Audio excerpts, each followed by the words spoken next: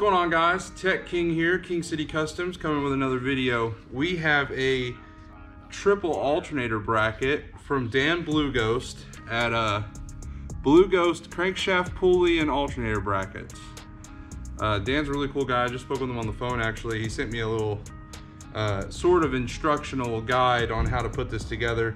It's simple, don't get me wrong, but you can get lost real easily, especially if you don't know which bolts are which and where they're supposed to go, what they're supposed to do, and what you've got everything for. I'm just gonna throw this quick little video here together. What we plan on doing, this is the bracket. We planned on our two Brand X 370s here are gonna go up top, and then our stock one's gonna go at the bottom. And the reasoning for that is the stock alt is slightly smaller than the other two. They are similar in size, same casing, but the stock's got a little more room in the back area, and this down here is the tightest spot for the alternators.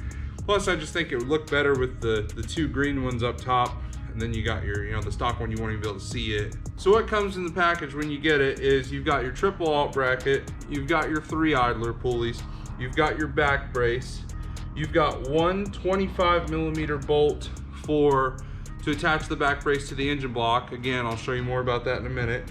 One 55mm bolt. This is going to hold one of the idler pulleys on. You get 2 3-inch bolts. These will bolt the top 2 holes on the bracket to the top 2 alternators. I'll show you more about that in a minute. You get one 110mm bolt with a spacer on it. These are the spacers. Anytime you have a spacer, there's going to be a pulley. This 55mm bolt also comes with a spacer on it. Then you have another 110mm bolt that is going to go to replace a factory bolt. You can use the factory bolt. I'll show you that in a second. And then you've got one 6-inch bolt. This is going to be to hold the back brace on. It's got the really long spacer on it. Looks like a slide hammer kind of. This is going to be for the back brace that goes on the very bottom alternator. We've got our 3 alternators. We've also got some blue thread locker. Not required, but I would definitely recommend it. I mean, you've got all these bolts here, and engine vibrates a lot, and to prevent issues on down the road, just the blue thread locker is great. It's removable. This is the removable stuff. This is not permanent, so once you put it on there, it dries. You can pull it on and off, and you'll notice it's a lot more snug of a fit. So let's get started. We're going to start with the alternator that's going on the bottom. Again, in our case, it's going to be the stock one. Our stock alternator did not fit in that spot. As you can see, we had to do some slight modification here. We had to grind this down a little bit. We're not too worried. I played it safe. I made sure that no metal shavings or anything got inside the alternator. No. This is going to bolt on like this. So this bracket will go right here. This one gets a pulley. This is going to be this one. So what we'll do real quick, just to get started, is I'll take the second longest, one of the 210mm bolts that had the spacer on it, the little collar, and I'm gonna slide it through the front of the pulley, and then I'm gonna put that spacer on the back side of the pulley. See, the back side's the side that's not rounded. And then that goes into the bracket like that. So then you see we've got a space here, and then that'll go through the alternator. And then on the back side here, it'll get a washer, a touch of blue thread locker. You do not have to load this stuff on there, but you do want to make sure you get good even coverage.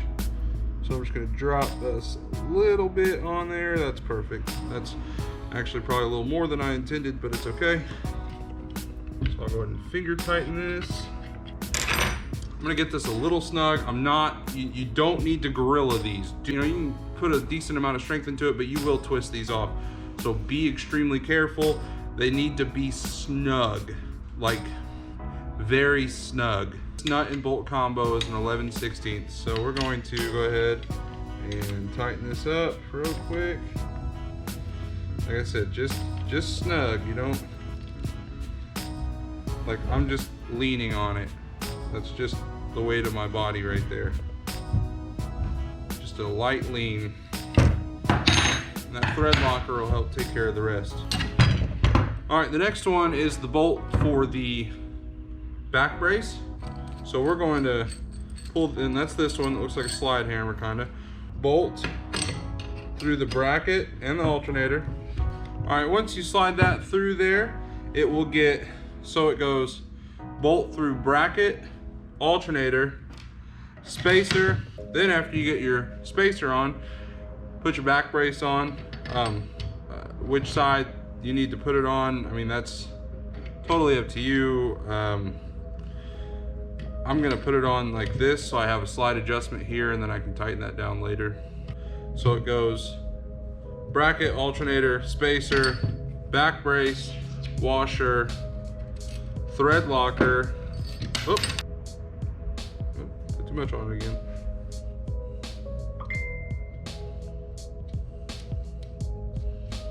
Now the rest of these bolts in here are going to be a 9/16.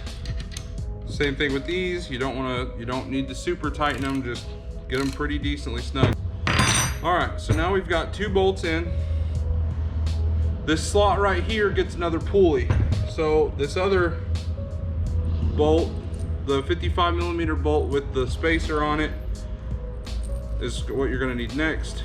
So again, we're going to go bolt through the front of the pulley, then it gets a spacer, and then it goes into the bracket here, and then it gets a washer and a nut on the back side. I'm gonna just tighten it up. I'm not gonna do thread locker until it's inside the vehicle. So again, this is, you know, this can be adjusted for where you need this to sit for the belt to be nice and tight. Next step is gonna be this top alternator. The alternator typically sits on the vehicle like this, but both alternators, like if you're at the front, I'm at the back of the vehicle, it sits up top like this on these blazers. They're actually going to sit like this. We're gonna turn them. So what on your stock, I'll show you this in a second, but where this would bolt to is where this is gonna bolt, and then where this would have bolted is where this one's gonna bolt.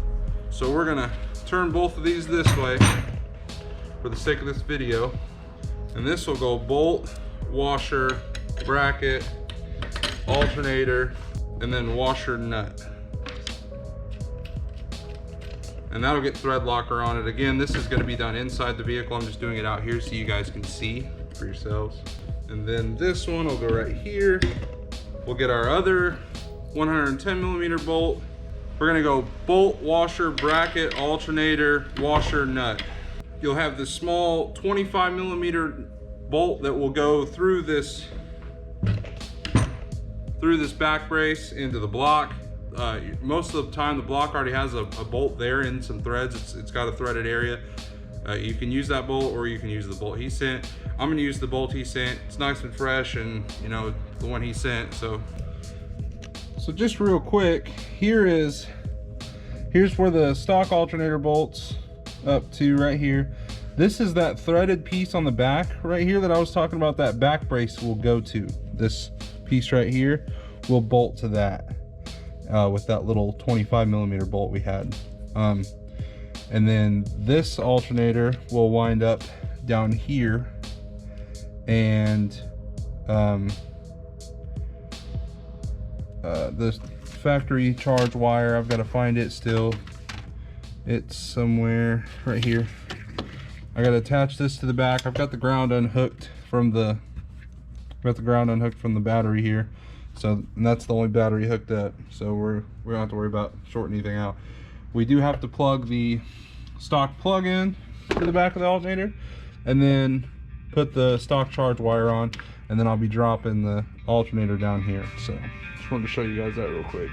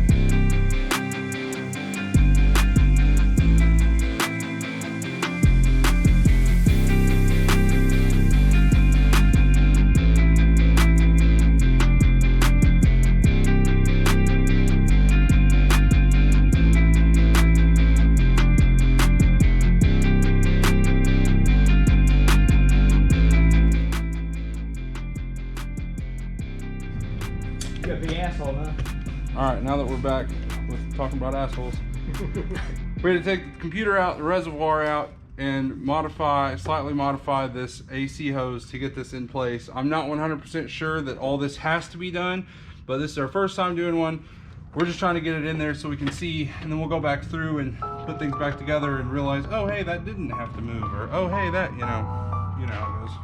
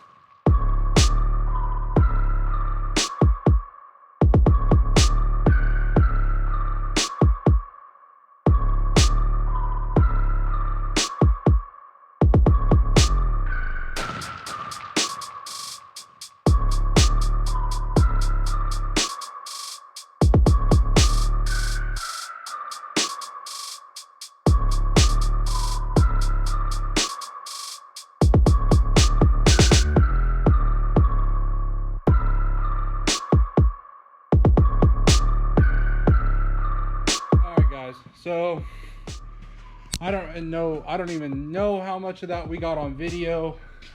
It's a little bit later. We ran into some issues with the belt not being, at first the belt was too long,